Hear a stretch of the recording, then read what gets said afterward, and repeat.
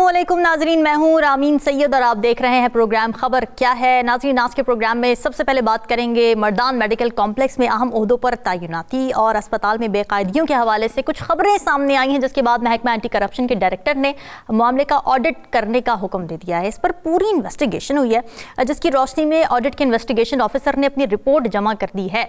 तो इसमें क्या कुछ सामने आया है, किस तरह की संगीन बेजाब्तगियों का इंकशाफ हुआ है, इस पर बात करेंगे। Mumtaz Bangash bureau chief Peshawar exclusive report हमारे साथ शेयर करेंगे। इसके अलावा बात करेंगे अपने नुमाइंदे हमीदुर रहमान से तजावुजात के मसले पर, खास तौर से हैदराबाद के हवाले से बात होगी, जहां से ये खबरें आ रही हैं कि पूरा हैदराबाद शहर तजावुजात से भर चुका है। ग्रीन बेल्ट्स हों, चौराहे हों, हर जगह तजावुजात की भरमार नजर आती है। और न सिर्फ ये नाजरीन के कब्जा माफिया का इन्फ्लुएंस नजर आ रहा है, बल्कि इंसदाद तजावुजात का अमला भरपूर तरीके से कब्जा माफिया का फैसिलिटेटर बना हुआ है, जिसका असल में काम यह है कि वो इन तजावुजात का खात्मा करें। इसके बाद हम बात करेंगे एग्जीक्यूटिव डायरेक्टर पिम्स अस्पताल की, जिनकी तकर्री को डॉक्टर्स ने चैलेंज किया था। उन पर करप्शन के कई इल्जामात थे, मगर इनके खिलाफ जो इंक्वायरी हुई तो वो उसमें क्लियर करार पाते हैं। लेकिन फिर होता यह कि 23 डॉक्टर्स उस इंक्वायरी रिपोर्ट को ही चैलेंज कर देते हैं, अदम एतमाद का इजहार कर देते हैं। तो इस रिपोर्ट में क्या कुछ था, ये जानने की कोशिश करेंगे। अक्सा खालिद के पास इस हवाले से एक्सक्लूसिव स्टोरी मौजूद है। लेकिन सबसे पहले बात कर लेते हैं मर्दान के मेडिकल कॉम्प्लेक्स में जो अहम ओहदों पर तैनातियाँ हुई, अस्पतालों में बेकायदगियों के हवाले से खबरें आई। महकमा एंटी करप्शन के डायरेक्टर ने मामले का ऑडिट करने का हुक्म दिया था, जिसकी रोशनी में ऑडिट के इन्वेस्टिगेशन ऑफिसर ने अपनी रिपोर्ट जमा कर दी है। और इस रिपोर्ट के मुताबिक वहां होने वाली तैनातियाँ कवायदो ज़वाबित के खिलाफ थीं और बोर्ड ऑफ गवर्नर समेत तैनात होने वाले अफसरान को भी इसका जिम्मेदार ठहरा दिया गया है। अभी जो इंक्वायरी ऑडिट रिपोर्ट जमा करवाई गई है, इसमें महकमा एंटी करप्शन इस नतीजे पर पहुंचा कि MTI मर्दान मेडिकल कॉम्प्लेक्स में तकर्रुरी के अमल में संगीन बेजाब्तगियाँ पाई गई थीं। बोर्ड ऑफ गवर्नर्स ने MTI एक्ट 2015 और MTI तरमीमी कवायदो ज़वाबित की खिलाफ वर्जी की गई थी। खास तौर से स्क्रूटनी और सिलेक्शन कमेटियों की तश्कील में मफादात के टकराव यानी कॉन्फ्लिक्ट ऑफ इंटरेस्ट में मुलविस अफराद की शमूलियत ने रिक्रूटमेंट के अमल की शफाफियत और गैर जानिबदारी पर सवालात खड़े कर दिए हैं। तो स्टोरी पर हमारे साथ पेशावर के ब्यूरो चीफ मुमताज़ बंगश ने काम किया है, तो उनसे इस बारे में इंसाइट्स लेने की कोशिश करते हैं कि उनके पास खबर क्या है। बंगश साहब, ये बताइएगा कि हमने देख लिया कि कवायद ज़वाबित के मुताबिक सिलेक्शन कमेटी तश्कील नहीं पाई और MTI तरमीमी एक्ट की इस हवाले से खिलाफ वर्जी हुई है, तो इससे तैनाती के अमल पर क्या असर पड़ा? दरअसल रामीन, बात यह है कि जो मर्दान मेडिकल कॉम्प्लेक्स में तैनातियों और बेकायदगियों की जो बात है, इस पे तो हम पहले भी एक प्रोग्राम में उसका जिक्र कर चुके हैं। लेकिन अब महकमा एंटी करप्शन को इसकी जिम्मेदारी सौंपी गई थी कि वो इसका ऑडिट कर ले और बाकायदा तौर पर इसकी जो ऑडिट रिपोर्ट है वो मंजर-ए-आम पर अब आई है और हमने जो खबर दी थी बाकायदा तौर पर अब उसकी तस्दीक हुई है। आपने बात की कि इसका तैनातियों पर क्या असर पड़ा है और जो बेकायदगियाँ हुई हैं, तो इसका इस ऑडिट रिपोर्ट के बाद अब क्या सूरत हाल होगी। अब मसला ये है कि सबसे पहले तो ये बात साबित हो गई कि अदालत ने एक फैसला किया था, BOG मेंबरान, बोर्ड ऑफ गवर्नर के मेंबरान को रिस्टोर किया था और उस वक्त जो तैनातियों पर पाबंदी थी वो लगाई गई थी। और लेकिन इसके बावजूद अदालत ने 15 अगस्त को तैनातियों पर पाबंदी लगाई और उसके बाद ये जो बड़े ओहदों पर जो तैनातियां हैं ये की गई। तो इसका मतलब ये है कि अदालती हुक्म की खिलाफ वर्जी की गई और यूं वो तौहीन अदालत के मुर्तकिब भी करार पाए गए। हॉस्पिटल डायरेक्टर की असामी 13 जुलाई 2024 को सिर्फ एक उर्दू अखबार में मुश्तहर की गई थी। हालांकि जो रूल्स हैं उसके मुताबिक यह है कि 2 अंग्रेजी अखबार में भी उसका इश्तिहार देना जरूरी था, लेकिन ऐसा करने की जहमत गवारा नहीं की गई। और इसके अलावा बोर्ड ऑफ गवर्नर ने अपने एक इजलास में डॉक्टर अमजद अली को ऑफिशिएटिंग चार्ज की बुनियाद पर हॉस्पिटल डायरेक्टर बना दिया और बोर्ड ऑफ गवर्नर ने मेडिकल डायरेक्टर, हॉस्पिटल डायरेक्टर और नर्सिंग डायरेक्टर की तैनातियों से मुतालिक दस्तावेजात का जायजा लेने के लिए स्क्रूटनी कमेटी तश्कील दी। लेकिन इसमें भी जो कॉन्फ्लिक्ट ऑफ इंटरेस्ट का कानून है वो सामने आया और एक BOG के एक मेंबर जो HR मैनेजर हैं प्रोफेसर अहमद खान को इस कमेटी का मेंबर बनाया गया। अच्छा। तो यूं इसमें कॉन्फ्लिक्ट ऑफ इंटरेस्ट भी पाया गया। इसके बाद मंजूरी के बावजूद बीओजी ने अहम असामियों पर तैनाती का मामला अपने इजलास में उसे डिस्कस नहीं किया। हॉस्पिटल डायरेक्टर के लिए 30 उम्मीदवार जो हैं वो सामने आए थे और उसमें 15 को अहल करार दिया गया और जो 15 नाअहल हुए तो उनको ये तक बताने की जहमत गवारा नहीं की गई कि उनकी नाअहली की वजह क्या थी। इनमें 7 को इंटरव्यू के लिए बुलाया गया, हालांकि इसकी मंजूरी बोर्ड ऑफ गवर्नर से लेनी चाहिए थी और इसकी मंजूरी की भी जहमत गवारा नहीं की गई।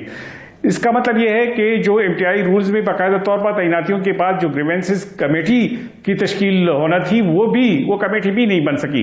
अब जो लोग रह गए थे जो मतलब उनको नाअहल करार दिया गया था या उनकी शॉर्टलिस्टिंग नहीं हुई थी, चाहिए था कि वो इस जो ग्रीवेंसेस कमेटी है उसके पास जाते और उनको उनसे अपनी ये वजाहत मांगते कि उन्हें किस बुनियाद पर डिस्क्वालीफाई किया गया है। चूंकि ऐसी कोई कमेटी थी नहीं, इसलिए उनकी कोई बात नहीं सुनी गई। बोर्ड ऑफ गवर्नर के इजलास में न तो सिलेक्शन कमेटी बनाई गई और ना ही एमटीआई एक्ट के तहत सिलेक्शन की तरीक़ेकार के मुताबिक इंटरव्यू के नंबर और या दीगर जो उसकी शराइत होते हैं वो तय हुए। इस बारे में चूंकि कोई डिस्कशन ही नहीं हुई तो इसलिए जो तैनाती का तरीक़ाकार था वो काबिल एतराज़ था और ये सब कुछ जो ऑडिट रिपोर्ट है इसमें बाकायदा तौर पर बताया गया है और इसकी तस्दीक भी की गई है और उन्होंने रिलेवेंट जो डॉक्यूमेंट्स थे जो उनको अवेलेबल किए गए उसके मुताबिक ये रिपोर्ट बनाई है। अब इस रिपोर्ट के बाद जिन लोगों की तैनाती हुई है तो जाहिर है उनकी तैनाती उस रूल्स के मुताबिक नहीं है जो एमटीआई एक्ट है, जिसके बारे में मतलब जितनी भी एमटीआई हॉस्पिटल्स हैं, जो टीचिंग हॉस्पिटल्स हैं, उसमें जो तैनातियां होती हैं वो एमटीआई एक्ट के मुताबिक ही होती हैं। लेकिन उसकी भी संगीन खिलाफ वर्जी की गई और एचआर मैनेजर और स्क्रूटनी कमेटी के सेक्रेटरी ने जो अहल और नाअहल उम्मीदवारों का एक लिस्ट बनाई थी वो उन्होंने बनाई। हालांकि ये काम स्क्रूटनी कमेटी का था। स्क्रूटनी कमेटी की जिम्मेदारी यही है कि वो शॉर्टलिस्टिंग करे और जो अहल उम्मीदवार हैं उनको सामने ले आए और फिर इंटरव्यू के लिए उनकी शॉर्टलिस्टिंग करे। लेकिन ऐसी कोई जो है जो कवायद और ज़वाबित हैं उस पर कोई अमल दरामद नहीं हुआ, तो इसलिए भी इस अमल को शक की निगाह से देखा जा रहा है और इसमें जो तैनातियां हैं उस पर ऑडिट रिपोर्ट में महकमा एंटी करप्शन ने उंगलियां उठाई हैं और ये कहा है कि ये तैनातियां जो हैं वो जो कवायद और ज़वाबित हैं उसके मुताबिक नहीं है। अच्छा बंगश साहब, ये भी इस हवाले से भी अपडेट्स आ रही थी कि जो कमेटी बनती है उसमें एक आम आदमी का यानी एक ले मैन का होना भी ज़रूरी है, तो क्या उसकी भी एब्सेंस पाई गई थी इस कमेटी में और क्यों इसकी ज़रूरत महसूस नहीं की गई? जी बिल्कुल, जो कमेटी बनाई गई थी उसमें चाहिए तो ये था कि वो जो एक रूल्स उसके लिए बनाया गया है कि एक लेमैन है, एक एक्सपर्ट है और एक जो प्राइवेट हॉस्पिटल से जो लोग हैं या जो भी हैं उसके मुताबिक उसमें सारे मेंबरान की तकर्री होनी चाहिए थी। लेकिन इसमें इसकी जहमत गवारा नहीं की गई, बल्कि इसमें एक निजी अस्पताल से एक मेंबर लिया गया और उस मेंबर को इस कमेटी में ये जिम्मेदारी दी गई कि वो दीगर मेंबरान के साथ मिलकर इसको फाइनल करे। लेकिन दिलचस्प बात यह है कि जिस निजी अस्पताल से मेंबर लिया गया, जब हॉस्पिटल बारी आई तो उसी हॉस्पिटल से उसी डॉक्टर एक और डॉक्टर को हॉस्पिटल डायरेक्टर तैनात किया गया। मैं डॉक्टर गुलजार की बात कर रहा हूँ, उसका ताल्लुक भी इससे पहले वो निजी हॉस्पिटल में डायरेक्टर ऑपरेशन रह चुके थे और इसी कमेटी में भी उनके एक मेंबर मौजूद थे। तो चाहिए था कि अगर उस हॉस्पिटल से मतलब एक कैंडिडेट है, उसने उसमें इंटरव्यू में और पूरे प्रोसेस में उसने अपीयर होना था, तो चाहिए था कि ऐसा मेंबर ना लेते जिसका ताल्लुक उसी अस्पताल से हो। क्योंकि जाहिर है फिर उसको उसमें फेवर जरूर मिलता है और यही हुआ। उस डॉक्टर को हॉस्पिटल तैनात किया गया, तमाम रूल्स रेगुलेशंस और जितनी भी मतलब उसके जो मेरिट के खिलाफ उसकी जितनी भी कवायद थे उसको सब की सबको सारे कवायद और ज़वाबित को पांव तले लुढ़ा गया और उसको हॉस्पिटल डायरेक्टर तैनात किया। और उसके बाद भी जब इसकी निशानदेही हुई बाकायदा तौर पे हमारी जो पहले जो बोर्ड ऑफ गवर्नर के चेयरमैन हैं उनसे भी बात हुई और उनको ये भी बताया कि जिस हॉस्पिटल डायरेक्टर की तैनाती की गई है उसका तो कवायद और ज़वाबित के खिलाफ इसलिए भी है कि उसे एक हॉस्पिटल में, वो बनू हॉस्पिटल में पहले काम कर रहे थे और वहाँ पे इसलिए उनको हटाया गया कि उन्होंने अहम मालूमात वहाँ से छुपाए थे। और वो अहम मालूमात ये थे कि उन्हें जो पहले जो फौज में वो मुलाजमत करते थे तो उनकी कंपलसरी रिटायरमेंट हुई थी। कंपलसरी रिटायरमेंट के बाद उसकी इस महकमे में बतौर हॉस्पिटल डायरेक्टर तैनाती ठीक नहीं थी, क्योंकि ये मालूमात उन्होंने बन्नू में तैनाती के वक्त छुपा लिए थे, तो इसलिए भी उसको उस वक्त उस वजह से हटाया गया था। एक तरफ तो ज़ाहिर लॉ की बात करें ना, कानून की बात करें, कानून के हिसाब से नहीं थी, एक्ट के लिहाज से नहीं थी, लेकिन क्या इसमें कॉम्पिटेंस भी देखी जा रही थी? और ये सारे लोग जो तैनात हुए थे क्या ये कॉम्पिटेंट थे या फिर बस क्योंकि एक बायसनेस कह लें या इन्फ्लुएंस के तहत ही आ रहे थे, कंपैटिटिव नहीं थे, काम नहीं आता था इनको? रामीन, कॉम्पिटेंस तो जाहिर है कोई इस पोस्ट के लिए अप्लाई करता है तो जाहिर है उसकी डिग्री और उसकी क्वालिफिकेशन और उसकी जितनी भी अहलियत है उसकी शरायत पर तो पूरा उतरना जरूरी है। मतलब कागजी कार्रवाई तो तब होती है कि जब उनको वो जांच लेते हैं कि वो वाकई वो काम कर सकते हैं जिसके वो अहल हैं, लेकिन जब इब्तिदा से ही उनकी तैनाती में इस किस्म की कवायद और ज़वाबित की खिलाफ वर्जी हो तो फिर उनकी अहलियत पर भी उंगली उठती है। मिसाल के तौर पर जिस तरह मैंने आपको बताया कि एक हॉस्पिटल से उन्हें एक वजह से उनको हटा दिया जाता है तो दूसरी हॉस्पिटल में उसे रखना, मेरा ख्याल है ये जो सबसे संगीन गलती है। और ये गलती तो वो मानती भी है, लेकिन वो कहते हैं कि हाँ, उनको वो ये मानती भी है, लेकिन उनको ये कहते हैं कि चूंकि उस वक्त उन्हें ये मालूम नहीं था तो इसलिए उन्होंने दोबारा उनको मर्दान हॉस्पिटल में भी रख लिया, जिस तरह बन्नू हॉस्पिटल में उनके खिलाफ इस किस्म की कार्रवाइयां हुई थी। लेकिन असल में बात यह है कि जब उनको पता चल गया तो उसके बाद कार्रवाई जरूर होनी चाहिए थी, लेकिन अभी तक उसकी कार्रवाई नहीं हुई। हालांकि जो सेहत के हुकाम हैं उनको भी इस बारे में बताया गया। और दूसरी बात यह कि जो सिलेक्शन कमेटी ने 24 अगस्त को सुबह 10 बजे जो हॉस्पिटल डायरेक्टर्स हैं उसके इंटरव्यू शुरू किए, और जो सिलेक्शन कमेटी थी, मतलब जिस सिलेक्शन कमेटी ने इस पूरा प्रोसेस करना था, उसने इसी 24 अगस्त को मतलब वो 9:30 बजे इंटरव्यू शुरू हो गए और 10 बजे कमेटी बन गई। इसका मतलब यह है कि सिलेक्शन के प्रोसेस के बाद ये कमेटी बन गई। अब अगर एक कोई कमेटी बनती है और इंटरव्यू से पहले शुरू होते हैं तो इस बात की क्या गारंटी है कि इसमें सब कुछ सिलेक्शन कमेटी ने अपने कवायद और ज़वाबित के मुताबिक अपनी जो रूल्स रेगुलेशन है उसको मलहूज़ खातिर रखकर इसमें अपॉइंटमेंट की है। जाहिर है जब कमेटी भी उस वक्त नहीं थी, मतलब चाहिए तो ये था कि जो सिलेक्शन का जो प्रोसेस था, जो इंटरव्यूज का जो प्रोसेस था, वो शुरू होने से पहले ही एक दिन पहले ही मुशीर सेहत एहतशाम अली से गुफ्तगू की, उनका क्या कहना था इस स्कैंडल के बारे में, वो ज़रा देखते हैं। जिस तरह आप लोगों ने हमारे नोटिस में लाया कि उधर बेकायदगी हो रही है और जो हॉस्पिटल डायरेक्टर है या जो भी अमला है उधर तैनात है, तो हमने उसकी छानबीन शुरू की हुई है। इंशाअल्लाह ताला इंक्वायरी भी इनके खिलाफ इनिशिएट की हुई है। हॉस्पिटल्स में जो हो रहा है या मुलाजिमीन की, अब हम इंडक्शन के बारे में जो आप कह रहे हैं कि हम इंडक्शन कर रहे हैं, उसमें ये जो जितने भी हमारे हॉस्पिटल डायरेक्टर्स हैं तो मैंने सारों पे बैन भी लगाया हुआ है, और जो प्रोसेस उन्होंने की हुई है तो उस हद तक वो अभी बैन है। हमारी MTIs है उसकी थी यूँ सूरत हाल थी कि उसमें ऑक्सीजन के पैसे भी उनके पास नहीं थे, क्योंकि वो सारे लोग चले गए थे हाई कोर्ट से, उन्होंने स्टे ली हुई थी। तो मैं इस बारे में अपने आला दिया के भी इंतहाई मशकूर कि उन्होंने वो स्टे भी विकेट कर दी, और वज़ीर आला साहब ने फिर उस पर इंतहाई इमरजेंसी बेस पे इक़दाम लिए, और अब इंशाअल्लाह ताला चंद दिन में आपको वो नोटिफिकेशन भी नज़र आएगी जो नए BOG हम तैनात कर रहे हैं। जी बंगर साहब, आपने सुना मुशीर सेहत साहब फरमा रहे थे जिस तरीके से अब ज़ाहिर है एंटी करप्शन रिपोर्ट में एक तो मज़ीद क्या कुछ कहा गया, फिर ये कि बहुत बड़ी बात, इंपॉर्टेंट बात ये है कि ठीक है तहक़ीक़ात हो गई, रिपोर्ट सामने आ गई, ऑडिट रिपोर्ट जमा हो गई, अकाउंटेबिलिटी बहुत इंपॉर्टेंट है कि उस पर अमल दरामद भी किया जाए, ज़िम्मेदारान जो हैं उनको कैफ़रे किरदार तक पहुँचाया जाए। तो इस हवाले से आप देख रहे हैं कि कुछ हो रहा है?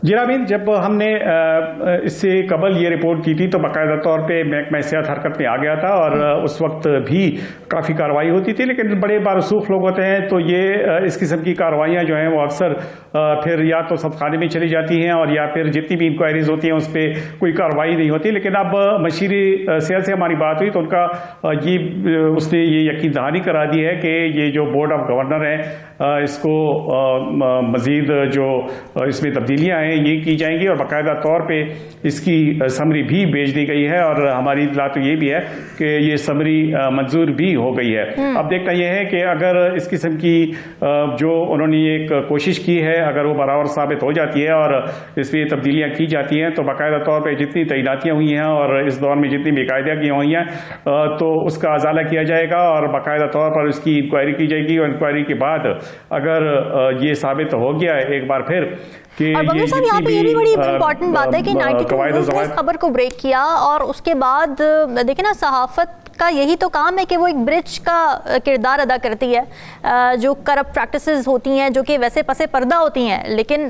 उसको पर्दे पर लाना, उसको आगे पुश करना, उसके बारे में बात करना, फिर तहकीकात तक उसको लेकर जाना और फिर उस पर भी बात करना कि जी तहकीकात हो गई, अब क्या होगा। 92 न्यूज़ को भी बहुत ज़्यादा क्रेडिट जाता है कि ये खबर एक्सक्लूसिवली कवर की गई, ब्रेक की गई और उसको अभी तक परसू किया जा रहा है।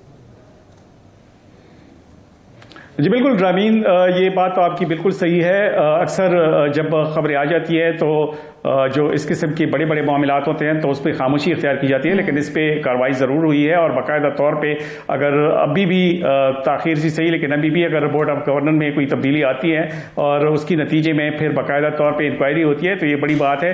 अगर कोई बेकायदगी होती है और आखिर में उसको दुरुस्त कर दिया जाता है तो जितनी भी गलतियाँ हैं उनको रेक्टिफाई कर दिया जाता है, तो इसका मतलब ये है कि वो जो बेकायदगी है वो उसका एहसास हो गया, जो मुतालिका हुकाम है उनको एहसास हो गया। लेकिन जो सबसे अहम बात है वो ये है कि इस रिपोर्ट में ये भी कहा गया है कि अगर ये तैनातियां की गई हैं और इसमें अगर बेकायदगी हैं तो चाहिए है कि इसकी रिस्पॉन्सिबिलिटी फिक्स हो। और इस रिपोर्ट पे बाकायदा तौर पे ये कहा गया है कि इसकी जिम्मेदारी जो है वो बोर्ड ऑफ गवर्नर और जो लोग इससे मुस्तफीद हुए हैं, जितने लोग इनकी तैनातियां हुई हैं, ये सारे इसकी बेनिफिशरी हैं, इसलिए इनसे इनका अजाला कराना ज़रूरी है। और ये अजाला ये है कि इनसे इनकी रिकवरी हो। बाकायदा तौर पर जितना अरसा ये मुलाजमत कर चुके हैं, चूँकि अगर ये बेकायदगियां जो हैं वो पाई गई हैं और ये साबित हो चुकी हैं तो इनसे रिकवरी करना भी ज़रूरी है। इस तैनाती के बाद जो सैलरीज इन्होंने ली वो वापस की जाएंगी, इनसे मुतालबा किया जाएगा? जी बिल्कुल, न सिर्फ इनसे सैलरीज वापस ली जाएंगी बल्कि जितनी भी मराहत उन्होंने ली हैं बाकायदा तौर पे उसको ऑडिट किया जाएगा और इस तरीके से उनसे रिकवरी की जाएगी। अगर ये रिकवरी उनकी हो गई तो इसका मतलब ये है कि जो गलतियां हुई थी वो गलतियां नहीं हुई हैं, अब वो गलतियां ठीक कर दी गई हैं। लेकिन हम अब ये उम्मीद ज़रूर रख सकते हैं कि अगर बोर्ड ऑफ गवर्नर्स में तब्दीली के बाद जितनी भी जो बेकायदगियाँ हुई हैं उसका अजाला इसी तरीके से कर दिया जाता है कि उसकी रिकवरी हो जाती है तो फिर इसका अजाला हो, इसे अजाला कहा जाएगा। वरना अगर इसे जारी दिया जाता है और ये कहा जाता है कि जो तकर्रियाँ की गई हैं बस उसको ख़त्म कर दिया गया है और जो रिकवरीज हैं वो नहीं हुई, तो इसका मतलब ये है कि जो आने वाले लोग हैं वो भी इस पर चुप रहेंगे और फिर ऐसी जो कार्रवाई है उसका फिर कोई फ़ायदा नहीं होता। क्योंकि अगर गलत तरीके से कोई इससे बेनिफिट लेता है तो इसका मतलब ये है कि वो तो फिर अगली बार भी इसी किस्म की गलतियाँ दोहराएंगे। एग्जैक्टली, और ये बहुत इंपॉर्टेंट है कि जो मराहत ली गई, जो बेनिफिट्स लिए गए, उसकी भी अकाउंटेबिलिटी हो रही है और उसकी भी रिकवरी की बात की जा रही है। ब्यूरो चीफ इशार मुमताज़ बंगश साहब हमारे साथ मौजूद थे और बड़ी एक्सक्लूसिव उन्होंने हमें दी। एक और एक्सक्लूसिव स्टोरी नाज़रीन हमारे पास ईडी पिम्स के हवाले से एक इंक्वायरी रिपोर्ट आई सामने और उसके बाद उस पर अदम एतमाद का इजहार कर दिया जाता है डॉक्टर्स की जानिब से। इस पर करेंगे बात इस ब्रेक के बाद। Stay with us.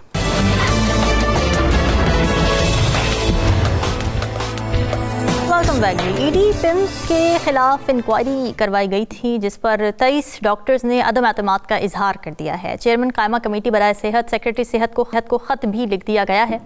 वजारती कमेटी ने नर्सेस कॉलेज में दाखिलों पर करप्शन में ईडी पिम्स को बरतरफ करने की सिफारिश की है और ये भी करार दिया कि वज़ीर आज़म शहबाज शरीफ ने बतौर ईडी पिम्स कायम मकाम तकर्रुरी को खिलाफ ज़ाब्ता करार दिया है। ये भी कहा गया कि खिलाफ ज़ाब्ता तकर्रुरी की गई थी ईडी पिम्स की। फिर कई लूप होल्स निकाले गए हैं इस रिपोर्ट में और ये कहा गया कि सेहत सहूलियात कार्ड करप्शन, फुजली की फ़रोख्त, फिर हीट स्ट्रोक्स पर ईडी के खिलाफ इंक्वायरी नहीं हो सकी है। फिर ट्रेनी की भर्तियों में भी ईडी पिम्स के करप्शन पर तहकीकाती रिपोर्ट भी मंजर आम पर नहीं आ सकी है। फिर ईडी पिम्स के खिलाफ बदइंतजामी, मुलाजिमीन को तंग करने की शिकायत भी हैं और उस पर भी कोई काम नहीं किया गया, कोई नजरसानी नहीं की गई। उसके खिलाफ इल्ज़ामात पर डॉक्टर्स का हाई लेवल कमेटी कायम करने का भी मुतालिबा किया गया है। इसी पर बात करने के लिए हमारे साथ मौजूद है लाहौर से Aqsa Khalid. Aqsa, welcome to the show. Aqsa, ये बताइएगा कि जो ईडी पिम्स साहब का तकर्रुर होता है, पहले तो ये कि तकर्रुरी अमल में कब लाई गई और फिर क्या वो कानून के मुताबिक थी, क्योंकि रिपोर्ट में तो ये आ गया कि वो बिल्कुल फेयर है। देखिए, ईडी पेम्स को तैनात किया गया था 16 अप्रैल 2023 को, और उसके बाद जो इनकी ड्यूटीज़ में जो चीज़ें शामिल थी वो ये थी कि रोज़मर्रा के मामलात को देखेंगे। अच्छा। यानी कि एज अ डेली वेजर इन्हें जो है ना वो अपॉइंट किया गया था। और फाइनेंशियल डिपार्टमेंट में क्या चल रहा है, टेक्निकल डिपार्टमेंट में क्या चल रहा है, ये तमाम तर चीज़ें जो है ना वो इनके अंडर द टेबल नहीं आती थी, यानी कि इनकी ड्यूटी के अंडर ये तमाम चीज़ें नहीं आती थी। अगर कानून के मुताबिक तमाम तर चीज़ें देख लें तो मिनिस्ट्री की जानिब से जो है वो लेटर लिखा गया था जिसका नाम था कि summary letter to prime minister, ठीक है, जिसमें यह बताया गया था कि ईडी पेम्स के जो तमाम तर चीज़ें हैं, करप्शन है, जो भी मामलात हैं उनको सामने लाया गया था। फिर उनके बिहेवियर्स के बारे में बात किया गया था कि जी उनका बिहेवियर डॉक्टर्स के साथ ठीक नहीं है, ठीक है। फिर वो लोग जो उनके क्लोज हैं, ठीक है, या वो लोग जो उनकी नजर सानी में हैं, जी जी, उनको जो है वो आगे रखा जाता था। फिर उसके बाद हॉस्पिटल के अंदरूनी मामलात के अंदर उनकी जो है ना वो मुदाखलत बहुत ज़्यादा थी। फिर एक चीज़ ये आई, फिर दूसरी चीज़ जो है ना इस चीज़ों से डिससेटिस्फाइड करार दिया गया उनको। फिर दूसरी चीज़ ये आई कि फेडरल सर्विसेज ट्रिब्यूनल, ये जो है डॉक्टर मुताहिर सेक्रेटरी हेल्थ ने हाईलाइट किया था इशू। अच्छा। उसमें ये उन्होंने बताया कि ये वही मामला आ गए कि he is looking after other things, right, ठीक है, जो चीज़ें उनकी ड्यूटीज़ में हैं वो उसे नहीं देख रहे, जो रोज़मर्रा की चीज़ें उन्होंने देखनी है अपनी ड्यूटी के मुताबिक वो नहीं देख रहे, वो हॉस्पिटल के मामलात में दखल अंदाजी दें, अपॉइंटमेंट में इवन के वो किसे अपॉइंट किया जाएगा, किसे फायर किया जाएगा, इन तमाम तर चीज़ों में भी उनकी मुदाखलत देखने में सामने आ रही थी। तो ये कुछ चीज़ें थी जो कि वॉयलेट करी थी मिनिस्ट्री ऑर्डर्स को, और ये ऑब्जर्वेशन दी गई और डिमांड किया गया कि यार इनके खिलाफ फ़ौरन एक्शन है। सबसे पहले तो इन्हें जो है ना वो इनके ओहदे से हटाया जाए। अच्छा। और फिर इंक्वायरीज की जाए। ठीक है, तो ये जो शिकायत थी, एक तो ये कि किस किस किस्म की शिकायत थी। एक तो आपने बताया कि वो अपनी जेडी से तजावुज़ करते थे और अपॉइंटमेंट्स के अंदर भी वो दखल अंदाजी करते थे, लेकिन ये शिकायतें लेके डॉक्टर्स खुद सामने आए थे, उनकी जानिब से बताया गया। और इसके अलावा भी अगर कोई शिकायतें थी तो उसका लिस्ट डाउन करते, फिर उसके बाद हम आगे बढ़ते हैं। ठीक है, डॉक्टर्स का ये कहना था कि जैसे ही इनकी अपॉइंटमेंट हुई थी उसके बाद ही डॉक्टर्स का कहना है कि इनकी हमने एक डुअल पर्सनालिटी सामने आई। उसके नेक्स्ट डे ही एक डुअल पर्सनालिटी देखने में सामने आई, जिसमें सबसे पहले तो है डॉक्टर्स के साथ इनका बिहेवियर ही खराब हो गया, और फिर उसके बाद अपॉइंटमेंट फायरिंग की बात मैंने आपको बताई, ये तमाम तर चीज़ें सामने आई। अब अप्रैल में 1 by 1 अगर देखा जाए तो अप्रैल में इनकी अपॉइंटमेंट हुई, ठीक है। जून में एक बहुत बड़ा मामला हुआ जिसपे सबसे पहले 92 न्यूज़ ने जो है वो आवाज उठाई। वो ये था कि हीट स्ट्रोक की वजह से 4 अफराद की अमवात सामने आई। अच्छा। और ये कहा गया ईडी पेम्स की जानिब से फेक डेथ सर्टिफिकेट्स बनाए गए उन लोगों के, जिस पे ये बताया गया कि जी कोई डायरिया से मर गया है, तो कोई टाइफाइड से मर गया है, और हीट स्ट्रोक का कई नामो निशान ही नहीं था। अब वो हीट स्ट्रोक वाला मामला रिलेट करता है कि जो बजट असाइन हुआ था, बजट में पेम्स का जो बजट था उसमें ये चीज़ असाइन की गई थी कि पेम्स के अंदर जो है एसी लगाए जाए, एयर कंडीशनिंग सिस्टम लगाया जाए, उसके लिए फंडिंग दी होगी, और उसके लिए फंड दिए गए थे जो कि लगे ही नहीं एसी। और वो सारे पैसे कहाँ गए, ईडी पेम्स बेहतर बता सकते हैं, वो बेहतर बता। लेकिन उसके बाद क्या हुआ कि ये मामला हाईलाइट हुआ कि जो लोग जिन अफराद की वहाँ पर अमवात हुई उनके फेक डेथ सर्टिफिकेट्स बन गए। 92 न्यूज़ ने ये स्टोरी सबसे पहले ब्रेक की, इस पर आवाज़ उठाई, हाँ। जिस पर ईडी पेम्स की जानिब से जो है ना वो बड़ा एक गरज के साथ हमारे सामने वो आए। अच्छा। जिन पर उनका ये कहना था कि आप तो जर्नलिज्म ही नहीं कर रहे हैं, हम कमेटीज में जाएंगे, चोरी और फिर सीना जोरी, हम हाई कोर्ट में जाएंगे, हम आवाज उठाएंगे आपके खिलाफ। अच्छा। और उसके बाद ये क्या किया उन्होंने कि वज़ीर सेहत कादर पटेल साहब को जो है वो उन्होंने बड़ी यकीन दहानी कराई कि नहीं अब बात ऐसे नहीं हुई है, वाकई में लोग जो है वो गर्मी से नहीं मरे, अस्पताल में बाकायदा एयर कंडीशनिंग सिस्टम मौजूद है। जबकि हम मंजरे आम पर लाए कि जी with videos, with facts, with figures के कोई एसी नहीं लगे हुए, नथिंग, देयर इज नथिंग। लेकिन उसके बाद जो है फिर इसी तरह यकीन दहानी कराते गए, फिर कमेटी पे आकर एट लास्ट उन्होंने क्या माना कि 4 अफराद की डेथ नहीं हुई है, 3 अफराद की डेथ हुई है। वाओ, मतलब उन्होंने रीजंस को फिर भी नहीं रिकवर किया, बताया नहीं, डिस्क्लोज नहीं किया, फिर भी कोई रीजंस नहीं उन्होंने बताया। ऐसा ही अब एक अच्छा। ये सबसे बड़ा मामला हुआ। फिर उसके बाद क्या हुआ कि स्टेशनरी का मामला सामने आया कि जी medical instrument, plastic medical instrument जलाए जाते हैं आफ्टर यूसेज, ताकि वो दोबारा कोई इस्तेमाल ना कर सके। ऑफ कोर्स ये वो सारी तमाम चीज़ों को जमा करते हैं, मेडिकल इक्विपमेंट को जमा करते हैं, और फिर इसे बेचा गया। ओह माय गॉड, इसे बेचा गया, और वो भी एक बहुत बड़ा केस आया था करप्शन का, लेकिन इससे ना बड़ा दबाया गया इस मामले को। हाँ। इस पर भी हमने आवाज उठाने की कोशिश की, ठीक है, लेकिन सारी जो है ना, सारी गलती का कह लें कि आप एक गार्ड को, हाँ, और एक वो जो वहां पर स्वीपर था, अच्छा, कह दिया गया कि ये लोग बेचते हैं। तो वो मामला जो है ना वो दबा दिया गया, जो है रफा दफा कर दिया गया। इस तरह से इस मामले को कमजोर को ही दबाने की कोशिश की जाती है, कमजोर पे सारा मलबा डाल दिया जाता है। फिर उसके बाद क्या हुआ जी, अच्छा, नर्सिंग कॉलेजेस के एडमिशन आ गए, इंटर्नीज के, एग्जैक्टली, कि अब जी उनकी भर्तियां आएंगी, उसमें पैसे लेने शुरू कर दिए, उसमें अपने जानने वालों की इन्वॉल्वमेंट आ गई, उसमें वो लोग जो उनकी नज़र के सामने थे उनसे पैसे लिए और उनको जो है वो उन्होंने अपॉइंट कर दिया। एक करप्शन का केस सामने आ गया। अच्छा, इसमें एक और चीज़ हुई थी कि ये नर्सिंग वाला मामला कमेटी तक गया, कमेटी बनी, और वहाँ पर 1 अप्रैल 2024 को जिन लोगों की निगरानी में कमेटी बनाई गई थी, उन्होंने ईडी पिम्स उसमें मुलव्विस थे। अच्छा, इंक्वायरी हुई, पता चला जी ईडी पिम्स और उनके कहीं जानने वाले इस चीज़ में मुलव्विस हैं। अच्छा, तो इन सब के खिलाफ जो है अब एक्शन लिया जाएगा।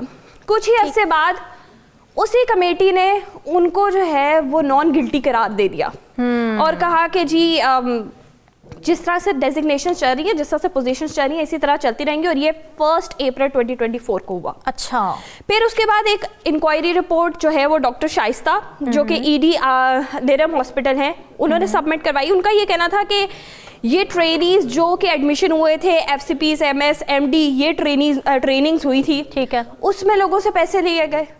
अच्छा, उसमें करप्शन की गई, ट्रेनिंग के लिए लोगों से पैसे लिए, और उसके बाद जो है वो ये मामला भी दब गया। तो ये तमाम तर शिकायतें सामने आई और इनको हमने बड़े ज़बरदस्त तरीके से हाईलाइट भी किया। काफ़ी दफ़ा जो है हमें दबाने की भी कोशिश की गई, लेकिन हमने ये तमाम स्टोरीज जो है वो ब्रेक की। तो अक्सर जब आप इस पर काम कर रही थी, इस रिपोर्ट के ऊपर, आप बार बार ये कह रही हैं कि हमें दबाने की कोशिश की जा रही थी और हम पे बड़े गर्जे भी, MD साहब, सॉरी ED साहब, बड़े गर्जे भी, बल्कि डिफेंसिव हो गए। एक तो चोरी, ऊपर से सीना जोरी। तो चैलेंजेस क्या क्या आए आपको रिपोर्ट हासिल करने में, या डॉक्टर्स का मौक़िफ़ हासिल करने में चैलेंजेस का सामना करना पड़ा, या ज़ाहिर मुश्किल तो होगा एज ए जर्नलिस्ट इस तरह के माहौल में काम करना? जब हीट स्ट्रोक वाला मामला हुआ था, जब पहली स्टोरी हमने ब्रेक की, तो शाम को ही कॉल्स आने लगी। अच्छा, कि जी आप लोग तो जर्नलिज्म कर ही नहीं रहे हैं, आप लोग ये क्या कर रहे हैं, हम आपके खिलाफ जो है वो कोर्ट में जाएंगे। अच्छा, हम जो है आपके खिलाफ केस करेंगे, और आपकी जो जर्नलिस्ट हैं वो तो काम ही नहीं कर रही हैं। उनका मौक़िफ़ लेने की भी कोशिश की गई होगी, ज़ाहिर है रिपोर्ट जब आप लोगों ने किया होगा तो उनका मौक़िफ़ लेने की भी कोशिश की होगी। मौक़िफ़ लेने की ज़रूरत ही नहीं पड़ी, क्योंकि वो खुद ही आ जाते थे ये बताने के लिए कि जो तमाम चीज़ें आप कह रही हैं वो सब चीज़ें झूठ है। यही एक निशानी होती है डिफेंसिवनेस के बाद। कमेटी तक चले गए, कमेटी तक गए, लेकिन वो हमारे तक नहीं आए। कमेटी तक जाके उन्होंने हमें गलत साबित करने की कोशिश की, और वज़ीर सेहत को भी यकीन कराने की कोशिश की, लेकिन हमें गलत साबित करने के लिए वो हमारे सामने हमें फेस नहीं कर सके। अच्छा, अक्सर अब ज़ाहिर रिपोर्ट में तो फिर हमने देखा कि कहीं ना कोई इन्फ्लुएंस तो आया है, जिसकी वजह से वो क्लियर करार दे दिए गए हैं। अब 23 डॉक्टर्स मजीद उसको दोबारा से परसू कर रहे हैं, उन्होंने ख़त भी लिख दिए हैं मुख्तलिफ वजारतों को। आप समझती हैं कि अब मजीद जब परसू कर रहे हैं डॉक्टर्स, तो इसका कोई नतीजा निकल सकता है, या फिर इतना गहरा इन्फ्लुएंस है उन ED साहब का, उनके शिकंजे इतने मजबूत हैं कि बहुत ही मुश्किल है कि उनकी अकाउंटेबिलिटी हो सके? देखिए, ये कंप्लेंट लेटर थोड़ा सा मैं आपको बता देती हूँ कि 23 डॉक्टर्स की जानिब से लिखा गया था। अब हुआ ये कि उन डॉक्टर्स का ये कहना था, पहले बात करते हैं कि इसमें शामिल कौन कौन था। जॉइंट एग्जीक्यूटिव डायरेक्टर्स भी इसमें शामिल थे 2, ठीक है। फिर उसके बाद 3 हेड ऑफ डिपार्टमेंट्स भी इसमें शामिल थे। फिर उसके बाद 19 सीनियर डॉक्टर्स इसमें शामिल थे जिन्होंने ये कंप्लेंट लेटर लिखा। अच्छा, अब कंप्लेंट लेटर लिखा, कमेटी बनी, इंक्वायरी कमेटी बनी, उन डॉक्टर्स को कहा गया कि जी आप आके कमेटी में आप कमेटी अटेंड करें, कमेटी में पेश हों, और फिर हम आगे इंक्वायरी करते हैं, ठीक है। लेकिन डॉक्टर्स का ये कहना था कि हमारे पास जो भी डॉक्यूमेंट्स होते हैं वो ये लोग हमसे ले लेते हैं। जैसे मैंने आपको नर्सिंग एडमिशन के बारे में बताया कि जी एडमिशन का मामला हुआ, कमेटी बनी, कमेटी तश्कील होने के बाद उसी कमेटी ने कुछ अरसे बाद कह दिया कि ये नॉन गिल्टी है। तो डॉक्टर्स का तो ट्रस्ट उठ गया, उन्होंने कहा कि हम इतनी मेहनत सवाल आ गया। से हम जो है ना वो हमारे साथ एक तो बिहेवियर ख़राब है, दूसरा हमारी जॉब्स हैं, दूसरा फ्रेंडली इन्वायरमेंट नहीं है। तो ये तमाम तर चीज़ें देखते हुए उन्होंने कहा जी हम तो एक भाईचारे को आगे लेके चलते हैं। और जब ये तमाम कंप्लेंट लेटर्स वगैरह उन्होंने बनाए, उन्होंने इंक्वायरी रिपोर्ट्स इकट्ठी की, उन्होंने तमाम तर चीज़ें की, उन्होंने कहा हम ये चीज़ें पेश नहीं करेंगे कमेटी में, इसलिए कि पहले भी हमें यकीन दहानी कराई गई है, कमेटीज़ भी बनाई गई हैं, लेकिन वो कमेटीज़ एट द एंड क्या करती हैं, उनको नॉन गिल्टी करार दे देती है। तो अब ये जो 23 डॉक्टर्स हैं, इन्होंने कहा कि जी हम कमेटी में जाएंगे ही नहीं। अच्छा, हम कमेटी में नहीं जाएंगे, ना हम पेश होंगे। तो पहले आप क्या करें, आप ईडीपीएम्स को उनके ओहदे से हटाएं। अच्छा, उसके बाद जो एलिजिबल है, जो वाकई में एलिजिबल है, उस बंदे को लाएं, वो ईडीपीएम्स हो, जो कि अपनी ड्यूटीज को सरअंजाम दे, और उसके बाद इनके खिलाफ इंक्वायरी की जाए, ताकि ये अपने sources, financial sources, inner sources को इस्तेमाल ना करें और विद इन हॉस्पिटल कोई गेम ना बनाए, और फिर हम जाकर आपके ऊपर ट्रस्ट करेंगे। अच्छा, और फिर हम आएंगे। तो ये किसके हाथ में होता है ईडी को हटाना? देखिए, वज़ीर आज़म को समरी लिखी गई है, ठीक है। फिर डॉक्टर, मैं आपको दो चीज़ें बताती हूँ यहाँ पर। जब ईडीपीएम्स की तैनाती हो रही थी, उसके बाद बताया गया कि डॉक्टर तारिक, जो कि 20वें ग्रेड के अफसर हैं बट सीनियर हैं फ्रॉम ईडीपीएम्स, जो अभी करंट ईडीपीएम्स हैं, ठीक है, बर्न यूनिट के हेड ऑफ डिपार्टमेंट हैं। अच्छा, ये बताया गया कि जी उनको एज ए ईडीपीएम्स जो है वो तैनात किया जाए, लेकिन इस पर कोई आवाज़ नहीं उठी। ठीक है। फिर दूसरी तरफ क्या हुआ कि ये तमाम तर चीज़ें देखते हुए ईडीपीएम्स ने जब रवां साल पूछा गया, समरी मांगी गई वज़ीर आज़म की जानिब से, लेटर मांगा गया कि यार आप बताएं कि ईडीपीएम्स तैनाती के लिए किन किन लोगों के नाम दिए जाएंगे। ठीक है। ईडीपीएम्स ने उस खत के अंदर अपने आप को ही एलिजिबल बना दिया दोबारा से ईडीपीएम्स के लिए। अच्छा। खुद ही अपना नाम लिख कर दे दिया कि मुझे ईडीपीएम्स बना दिया जाए। उसके बाद doctor Ayesha, doctor head of department of radiology, वो थी, और उन्होंने ये बताया कि उन्होंने एक ख़त लिखा वज़ीर आज़म को, और उसमें बताया उन्होंने कि he doesn't have experience of administration, जो कि ईडीपीएम्स के लिए बहुत ज़रूरी है। जिस बंदे के पास eligible for the post. Exactly. अब एलिजिबिलिटी में दो चीज़ें हैं, एक है एडमिनिस्ट्रेशन डिपार्टमेंट में 2 साल का एक्सपीरियंस होना चाहिए, दूसरा टीचिंग डिपार्टमेंट में 2 साल का एक्सपीरियंस होना चाहिए, जो कि दोनों ही नहीं है उनके पास। और वो चीज़ किसके पास है? डॉक्टर तारिक के पास है। तो ये तमाम तर चीज़ें इस तरह से हैं। और अभी जो समरी गई है वज़ीर आज़म के पास, उसमें भी ईडीपीएम्स ने अपना ही नाम लिख दिया है कि मुझे ईडीपीएम्स बना। लेकिन ये तो स्क्रूटनी करने वाले का काम है ना, कि वो ये देखें कि जो नाम हमारे पास आ रहे हैं, ये नाम क्या ऑलरेडी मौजूद हैं, ऑलरेडी ईडी की पोस्ट पे थे और उनके खिलाफ शिकायतें। चीज़ है ना कि जो कमेटी बन रही है उसमें भी इन्वॉल्वमेंट उनके अपने ही लोगों की है, तो वो अकरबा परवरी जिसे कहते हैं। बिल्कुल, बड़ा अनफॉर्चुनेट है कि ज़ाहिर है एक तरफ तो ये मसले सामने आ रहे, शिकायतें सामने आ रही थी कि बिहेवियर ठीक नहीं है, और दूसरे जो अपने इख्तियारात से तजावुज़ किया जा रहा है, दूसरे कामों में मुदाखलत की जा रही है। मगर यहाँ पर एक बहुत इंपॉर्टेंट बात ये भी सामने आ रही है कि असल में तो एलिजिबिलिटी का भी इशू है, जिसकी वजह से बहुत बड़ा क्वेश्चन मार्क है युनाती के ऊपर, इस तकर्री के ऊपर। नाज़रीन, ब्रेक के बाद वापस आते हैं, एक और अहम मसले पर बात करेंगे। थैंक यू सो मच अक्सर।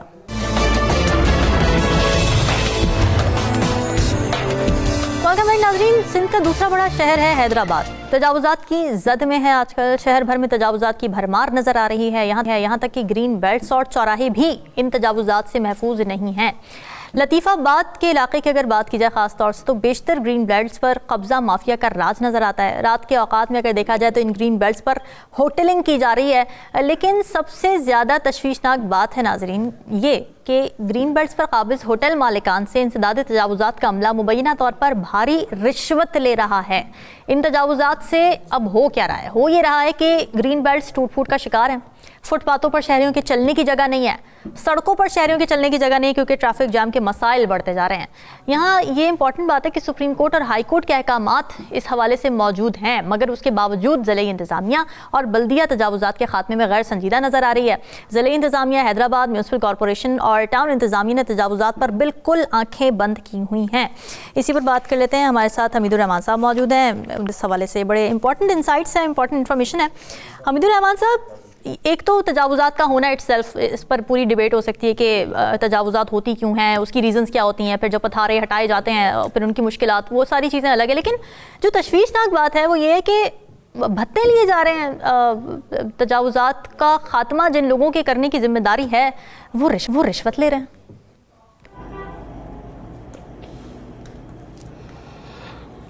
जी बिल्कुल, जिस तरह आपने बताया कि हैदराबाद जो है वो तजावुजात की जद में है और तजावुजात की यहाँ भरमार है। हैदराबाद यकीनी तौर पे सिंध का दूसरा बड़ा शहर है और हैदराबाद को जिस तरह नज़रअंदाज किया गया है, जिस तरह इनके जो मसाइल है उससे चशमपोशी इख्तियार की गई है, तो उसकी वजह से शहर के मसाइल बढ़ते जा रहे हैं। और अगर तजावुजात को हैदराबाद के तमाम मसाइल की जड़ कहा जाए तो गलत ना होगा। हैदराबाद में तजावुजात जो है वो कोई 1 साल 2 साल या 3 साल में कायम नहीं हुई है, ये लगभग कोई 30 से 35 साल का अरसा है कि हैदराबाद में तजावुजात कायम है और बदस्तूर उसमें इजाफा हो रहा है। इतना इजाफा हो रहा है कि अब हैदराबाद के ग्रीन बेल्ट्स भी महफूज नहीं रहे, हैदराबाद के चौक चौराहे भी महफूज नहीं रहे। उसके अलावा हैदराबाद के जो अस्पताल हैं, हैदराबाद के जो फुटपाथ हैं, हैदराबाद के ग्राउंड्स हैं, मतलब अब तजावुजात से कोई भी इलाका महफूज नहीं रहा है। हर तरफ कब्जा माफिया का राज नजर आता है और इंतजामिया, हैदराबाद म्यूनिसिपल कॉर्पोरेशन बिल्कुल बेबस दिखाई देती है। जिस तरह आपने बात की है हैदराबाद का जो इलाका है लतीफ़ाबाद, लतीफ़ाबाद हैदराबाद की शायद वाहिद तहसील है और हैदराबाद में उसको इस लिहाज से भी एक इनफरादियत हासिल है कि बहुत खूबसूरत तहसील थी हैदराबाद की। एक खूबसूरत इलाका था जहाँ पर ख़ास तौर पर ग्रीन बेल्ट्स जो थे वो शहरियों के लिए तवज्जो का मरकज़ थे, यहाँ पे लोग आते थे और उसके अलावा तफरी करते थे। लेकिन जो हैदराबाद के ग्रीन बेल्ट्स है वो गुज़िश्ता कोई 10-12 सालों में तबाह हो गए और अब नतीजा ये निकला है कि उन ग्रीन बेल्ट्स पर कब्जा माफिया का राज है। हम देखते हैं कि जो लतीफ़ाबाद 8 नंबर, 9 नंबर, 7 नंबर के जो ग्रीन बेल्ट्स हैं वहाँ पर जो वहाँ के जो अतराफ में होटल्स हैं उन्होंने अपनी वहाँ पर टेबल कुर्सियाँ लगा ली है और वहाँ पर बाकायदा वो अपना अपना कारोबार कर रहे हैं। बल्दी आला हैदराबाद ने चशमपोशी इख्तियार की हुई है, टाउन म्यूनिसिपल कॉर्पोरेशन के अमले ने चशमपोशी इख्तियार की हुई है और नतीजा ये निकला है कि तमाम ग्रीन बेल्ट्स पर इस वक्त जो है वो कब्जा हो चुका है। ये तो सूरत हाल सिर्फ लतीफ़ाबाद की नहीं है, इसके अलावा पूरे हैदराबाद की अगर हम बात करें तो हैदराबाद के जो चौराहे हैं वो भी कब्जा माफिया के कब्जे में है। उसके अलावा कोई भी इलाका महफूज नहीं है। अगर हम अनाज मंडी की बात करें, जामा कलात मार्केट है, उसके अलावा गुरु मंदिर, इस्लामाबाद, फकीर का पेड़ मार्केट का एरिया और लतीफ़ाबाद के बहुत सारे इलाके हैं, कासमाबाद, नसीम नगर चौक, मतलब पूरा हैदराबाद इस वक्त तजावुजात की जद में है और तजावुजात की भरमार है। नतीजा ये निकल रहा है कि तजावुजात इतनी हो चुकी है कि अब हैदराबाद में ट्रैफिक जाम होना रोज का मामूल बन चुका है। ट्रैफिक की रवानी इतनी शदीद मुतासिर होती है कि घंटों ट्रैफिक जाम रहता है। पैदल चलने वालों के लिए जगह नहीं है। जो पैदल चलने वाले लोग हैं वो अब फुटपाथ पर नहीं चलते, चूंकि फुटपाथ कब्जा माफिया के कब्जे में है, उन्होंने वहां तजावुजात कायम की हुई है तो उन्हें रोड पर चलना पड़ता है। तो सूरत हाल ये कि हैदराबाद की जो इंतजामिया है, जिले इंतजामिया है, म्यूनिसिपल कॉर्पोरेशन है, टाउन म्यूनिसिपल कॉर्पोरेशन है, उन्होंने मसाइल से चशमपोशी इख्तियार की हुई है और सबसे बड़ा मसला जो हैदराबाद का है तजावुजात का, उसके खिलाफ कोई मौसर कार्रवाई नहीं की जा रही, कोई ऑपरेशन नहीं किया जा रहा। अगर ऑपरेशन किया भी जाता है तो वो एक फोटो सेशन की हद तक महदूद होता है, एक नुमाइशी कार्रवाई होती है। अपना बल्दिया आला हैदराबाद का इंसदाद तजावुजात सेल का अमला आता है और वो कार्रवाई करके कुछ ठेले पतारे हटाता है, उसके बाद वो चला जाता है। अगले दिन वो ठेले और पतारे दोबारा लग जाते हैं। और दूसरी बात यह कि जो जिम्मेदारी है हैदराबाद में तजावुजात खत्म करने की, वो इंसदाद तजावुजात सेल की है जो कि बल्दिया आला हैदराबाद के मातहत है। उसके अलावा टाउन म्यूनिसिपल कॉर्पोरेशन में भी जो है वो इंसदाद तजावुजात की टीमें काम करती हैं। लेकिन जब इंसदाद तजावुजात सेल की टीम खुद जाकर ठेले वालों से, फतारे वालों से भत्ता लेंगे, उनसे रिश्वत लेंगे और वो अपनी निगरानी में रिश्वत लेके उनसे ठेले और फतारे लगवाएंगे तो किस तरह हैदराबाद में तजावुजात खत्म होगी। ये ग्रीन बेल्ट्स के जो इलाके हैं, यह तमाम तजावुजात बल्दिया आला हैदराबाद के हमले की मिली भगत से लगाई गई है और उसका नतीजा ये है कि वहां पर दीदा दलेरी के साथ तजावुजात कायम है, कोई कार्रवाई नहीं हो रही इस हवाले से और नतीजा ये निकल रहा है कि रोज बरोज तजावुजात बढ़ती जा रही है। ठीक है, डीसी हैदराबाद ज़ैनुल आबदीन मेमन से हमीद साहब ने बात की है, नाजरीन को वो दिखाते हैं, फिर इस पर बात करते हैं। बतौर डिप्टी कमिश्नर जब गुंजान आबादियों के विज़िट हुए, आप समझे कि ये गुरु मंदिर चौक वगैरह और जो हमारे फकीर के पेड़ वाली जगह पर मैंने विजिट किया तो वहाँ तो मतलब एक अजीब ही दुनिया बनी हुई है कि नीचे एक ड्रेन चल रहा, ड्रेन के ऊपर घर बन गए। तब मुझे अंदाज़ा हुआ कि ये रॉड कितना बड़ा है। जब वहाँ पे मौजूद इलाका मकीन से पूछा कि कब से आप इस तरीके से ये घर बना के बैठे हैं, उन्होंने कहा कि हमें तो 30 साल हो गए, 40 साल हो गए। मीन्स हैदराबाद में पिछली 3 से 4 दिहाइयों में जो यहाँ पे इंक्रोचमेंट्स का सिलसिला जारी हुआ, उस पर रोकथाम नहीं हुई है जब ये क्रॉनिक रॉट आ गया है यहाँ पे। तो हमने ये लाजमी समझा कि हैदराबाद के जो बकाया इलाके हैं जहाँ पे काम होने की ज़रूरत है और जहाँ पे इस एक्सरसाइज को रोकथाम की जा सकती है वहाँ पे हमने 30 ऐसे पॉइंट्स आइडेंटिफाई किए जहाँ पे सेम नौयत की इंक्रोचमेंट्स बढ़ना शुरू हो गई। फिर हम सारा इलाका साफ़ करवा के कंसर्न टाउन के हैंड ओवर कर देते थे। अब कंसर्न टाउन के ओवर हैंड ओवर होने के बाद ना कोई वहाँ पे स्वीपिंग एक्सरसाइज हो रही है, ना कोई रिटर्न विजिट्स हो रहे हैं वहाँ पे, ना फॉलोअप कुछ हो रहा है वहाँ पे। वो बंदे 2 दिन बाद दोबारा आ रहे हैं। ये चीज़ ऑब्जर्व करने के बाद मैंने मेयर साहब को पर्सनली इंगेज किया कि सर ये इशू तब तक रिजॉल्व नहीं होगा जब तक टाउन, असिस्टेंट कमिश्नर और पुलिस का अमला एक पेज पे नहीं। डीसी हैदराबाद की गुफ्तगू आपने सुनी। हमीद साहब, ये तो जैसे कि बात करें बड़ा डीप रॉट है। 30 से 40 साल से वो कह रहे थे कि बैठे हुए हैं वहाँ पे लोग, फिर 4 दहाइयाँ हो चुकी हैं, शहर के जो तजावुज़ात हैं उसकी रोकथाम नहीं हो सकी है। तो शुरू से शुरू करना पड़ेगा और सबसे मुश्किल काम है ही है कि शुरू से शुरू करना समझ नहीं आता, रूट कॉजेज़ को कैसे एड्रेस किया जाए। जी बिल्कुल, जिस तरह डिप्टी कमिश्नर ने बात की, ये बात बिल्कुल दुरुस्त है। तजावुज़ात कोई साल, 2 साल या 3 साल का मामला नहीं है। ये 30-35 साल से ये सिलसिला जारी है। और इसमें फिर वही बात आएगी कि इसमें जो हैदराबाद की उस वक्त की जो भी इंतजामिया इन सालों में रही है, हैदराबाद की ज़िले इंतजामिया रही है, या उस वक्त जो हैदराबाद म्यूनसिपल कॉरपोरेशन में लोग रहे हैं, जो मेयर, डिप्टी मेयर, या जो भी उस वक्त की म्यूनसिपल इंतजामिया थी, वो बाकायदा इसकी जिम्मेदार है। उसकी वजह यह है कि जब तजावुज़ात रोकने की जिम्मेदारी इंतजामिया की बनती है, बल्दिया आला हैदराबाद की बनती है। सबसे बड़ी बात जो डिप्टी कमिश्नर हैदराबाद ने कही कि हैदराबाद के जो नाले हैं, सेवरेज के नाले हैं, उनके ऊपर पुख्ता तामीरात हो चुकी है, उनके ऊपर घर बन चुके हैं, जो डिप्टी कमिश्नर हैदराबाद खुद निशानदेही कर रहे हैं। तो आप जब मुझे बताएं कि जब ये घर तामीर हो रहे थे इन नालों के ऊपर, सरकारी अराजी के ऊपर जब ये तामीरात हो रही थी, तो उस वक्त इदारे कहां थे? उस वक्त इदारे सोए हुए थे। यही वो वजह है, यही वो बुनियाद है जिसकी वजह से हैदराबाद में तजावुज़ात बढ़ती गई। इदारों ने रोका नहीं। अब सूरत हाल ये है कि ये शहर का एक बहुत बड़ा मसला बन चुका है, गंभीर सूरत हाल अख्तियार कर चुका है। हैदराबाद में नाले बंद हो चुके हैं, हैदराबाद में रस्ते बंद हो चुके हैं, फुटपाथ खत्म हो चुके हैं, उसके अलावा ग्रीन बेल्ट्स खत्म हो चुके हैं। तो ये सूरत-ए-हाल इतनी गंभीर हो चुकी है कि अब जिले इंतजामिया, बल्दिया आला हैदराबाद शायद बहुत मुश्किल से इसको कंट्रोल कर पाएगी। जिस तरह मैंने आपको बताया कि बहुत दफा कोशिश की जाती है इसको कंट्रोल करने की, लेकिन वो कंट्रोल नहीं कर पाते। कार्रवाई करते हैं, दोबारा तजावुज़ात कायम हो जाती है। अभी हाल ही में डिप्टी कमिश्नर हैदराबाद की सरबराही में लतीफाबाद 11 नंबर में फातिमा जिन्ना कॉलोनी में कुछ गैर कानूनी मकानात थे जो कि सरकारी अराजी पर कायम थे, वो मसमार किए गए। तो वो उसके बाद वो दोबारा वहां पर तामीरात हो गई। इसी तरह शहर के दीगर इलाकों में जहां जहां तजावुज़ात के खिलाफ कार्रवाई की जाती है, एक दिन के बाद दोबारा तजावुज़ात कायम हो जाती है। तो जो पोस्ट ऑपरेशन मॉनिटरिंग है तजावुज़ात के हवाले से, वो जब तक नहीं होगी प्रॉपर तरीके से, जब तक इदारों में कोऑर्डिनेशन नहीं होगा। इस वक्त जो इदारे हैं, जिले इंतजामिया है, हैदराबाद की म्यूनसिपल कॉरपोरेशन है, टाउन म्यूनसिपल कॉरपोरेशन है, उसके अलावा एंटी इंक्रोचमेंट फोर्स है, ये 4-5 इदारे हैं, इनमें आपस में कोऑर्डिनेशन नहीं है। जब आपस में कोऑर्डिनेशन नहीं है तो उसका नतीजा ये निकल रहा है कि तजावुज़ात के खिलाफ मौसर कार्रवाई नहीं हो रही है। और खास तौर पर इसमें जो वो अमला जो तजावुज़ात का जिम्मेदार है और जिनकी मिली भगत से शहर में तजावुज़ात कायम है, जब आप उनको कहेंगे कि तजावुज़ात खत्म करें तो वो कैसे खत्म करेंगे? वो तो तजावुज़ात के बढ़ाने में मुलव्विस है। तो अच्छा, ज़िले इंतजामिया का भी मौक़िफ़ आपने लिया। मेयर हैदराबाद फ़िरोज़ साहब से गुफ्तगू की हमीद साहब ने, वो सुनते हैं कि वो क्या कहते हैं। बहुत 20-30 सालों से ये इंक्रोचमेंट हो रही थी। उस वक्त भी जो इंतज़ामिया थी वो उन्होंने नहीं हटाई। तो ये आज आप देखेंगे कि आप अगर फ़कीरपेट के पेड़ से लेके पाकिस्तान चौक तक जाएंगे तो वहाँ से हमारी कोई फायर फाइटिंग भी सर्विस नहीं हो सकती, कोई रेस्क्यू सर्विस नहीं हो सकती। अब हमने उसके ऊपर 2-4 बार कार्रवाई की है, लेकिन वो मुख्तलिफ वक्तन पे वो आके एक दूसरे को प्रोटेस्ट करते हैं। और तो अभी हमने डिस्ट्रिक्ट एडमिनिस्ट्रेशन, डीसी हैदराबाद ने और एसएसपी साहब ने और जितने भी तमाम इदारे हैं, सब ने, तमाम टाउन चेयरमैनों ने, यूनियन कमेटी के चेयरमैन ने, सब ने ये तय कर लिया है कि भाई अब ये चीज़ बर्दाश्त नहीं की जा सकती। चीज़ के ऊपर अब भरपूर एक्शन होने को जा रहा है।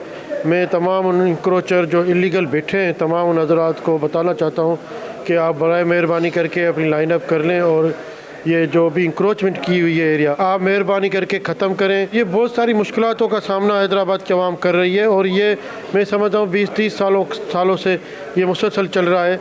अभी जाके उसको एक जगह पे स्टॉप किया है। अच्छा हमीदुर रहमान साहब, बात ये कि जो भी नई इंतज़ामिया आती है वो मलबा सारा पुरानी इंतज़ामिया पर डालती है। अब ये मलबा तो 30-40 साल पहले पर डाल दिया गया है कि जी तब से मसाइल चल रहे हैं।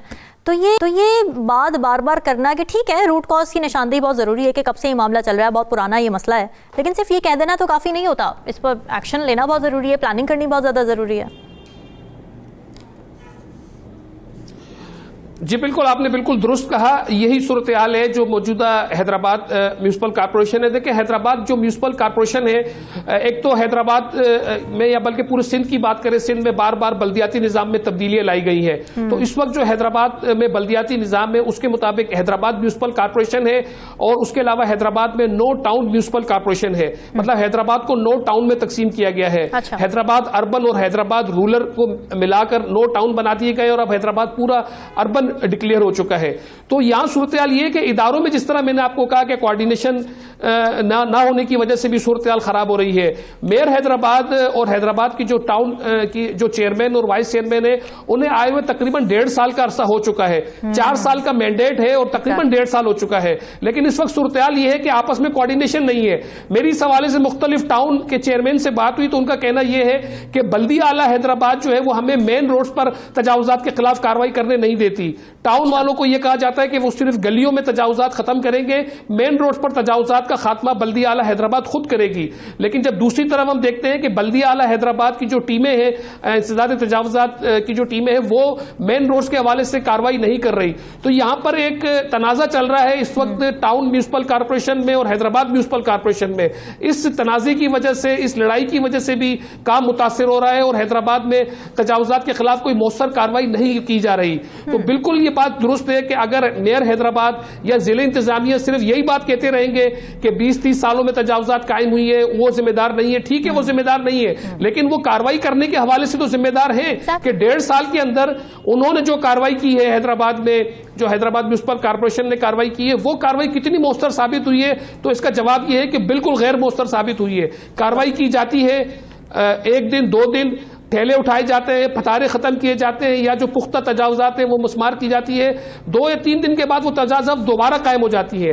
इस वक्त हैदराबाद में सूरत हाल ये है कि मैं आपको, एक हैदराबाद का एक इलाका है सखी वाबशाह फ्लाईओवर के नीचे पूरा एक बाजार बना हुआ है। मेरा ख्याल है पूरे पाकिस्तान में या पूरी दुनिया में ऐसा कहीं नहीं होगा कि फ्लाईओवर के नीचे कोई बाजार बन जाए।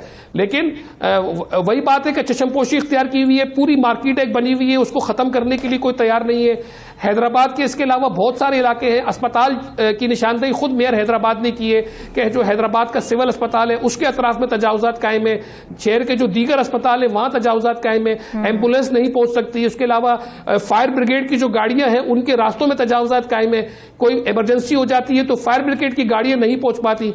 तो सूरत हाल ये है कि इस वक्त हैदराबाद म्यूनसिपल कॉर्पोरेशन की जानिब से, जिले इंतजामिया की जानिब से दावे तो किए जा रहे हैं कि वो एक बहुत बड़ी कार्रवाई करने वाले हैं, उसका फैसला कर लिया गया है, लेकिन अमलन कोई कार्रवाई होती हुई नजर नहीं आ रही, जिसकी वजह से सूरत हाल बदस्तूर गंभीर है और तजावुजात में जो है वो दिन ब दिन इजाफा होता जा रहा है।